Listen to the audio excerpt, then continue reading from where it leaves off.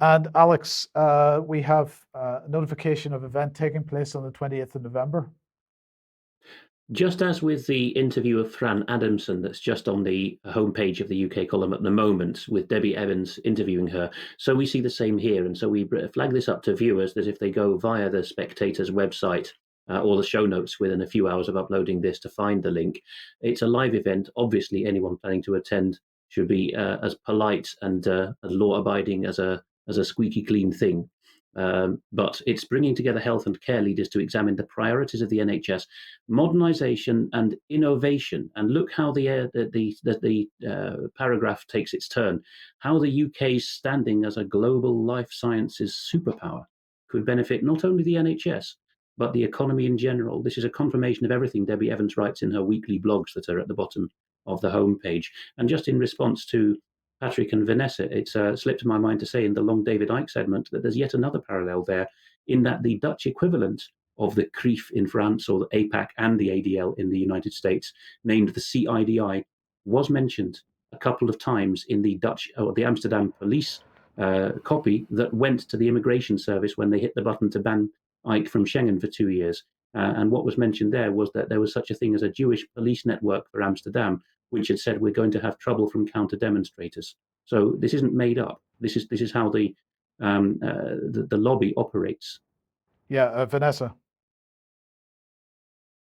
You're muted.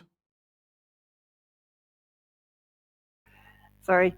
No, I wanted to also say what ties into particularly what Patrick mentioned about Israel. Interesting that Netanyahu is heading the polls for the leadership battle in Israel again, and is claiming he will supply arms to Ukraine. So again, an interesting sort of everything's happening at the same time. But also, Alex CRIF in France was pretty much replaced by the Jewish European Parliament, which of course was established with Ukrainian money. It was a Ukrainian billionaire behind that. So another interesting connection there, which we haven't got time to go into, but just to point that out. Okay, thank you. Right, now, Patrick, in the United States, The Atlantic has published a pretty controversial article called "Let's Declare a Pandemic Amnesty." Yeah, this is kind of an op-ed by Emily Oster, and as soon as this thing surfaced, the backlash has just been immense right across all sort of social media platforms, and then it's made it into the mainstream media. And so basically the argument here is she's saying, well, we didn't know anything back then, and she's asking that those who opposed lockdowns, mask mandates, vaccine passports, should give amnesty to their oppressors. And so here she's saying this small section here, but this is a very important article because it does speak to the mindset right now of what's going on politically on this issue after the fact. Given the amount of uncertainty, she says, almost every position was taken on every topic, and on every topic, someone was eventually proved right and someone was eventually proved wrong. In some instances, the right people were right for the wrong reasons. Interesting. And in other instances, they had a prescient understanding of the available information. So there's a lot of word salad in here, but basically she's saying, please, leave us alone. We got it wrong, but you need to give us all amnesty for all the sort of strident positions that we took, attacking anti-lockdown people, calling them names, trying to exclude them from society, getting them fired from their job, refusing them health care, and all the rest of it. Just look at Piers Morgan's Twitter feed during 2021. You get an idea of what this type of a person looks like, who now wants amnesty. They want everything to be forgiven, all forgotten, and let's just move on. And the backlash from people, I mean, I could put all sorts of Twitter responses up here, but you can go and look for it for yourself. COVID amnesty, just do a search on Twitter. You can see the reactions on this.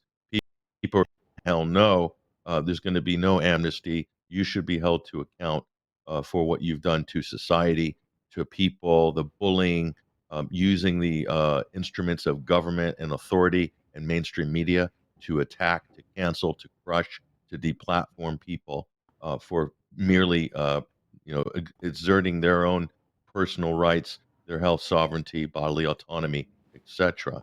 So yeah, this has really raised the conversation. It's interesting this came out right before the midterm elections, but it really shows you where people are at on this issue right now. The side who was really pushing all of these COVID measures and kind of took to authoritarianism with a strange zeal during 2020 and forward, they're really worried right now because the facts are coming out and it's not pretty, and so they really can't hide from their previous positions.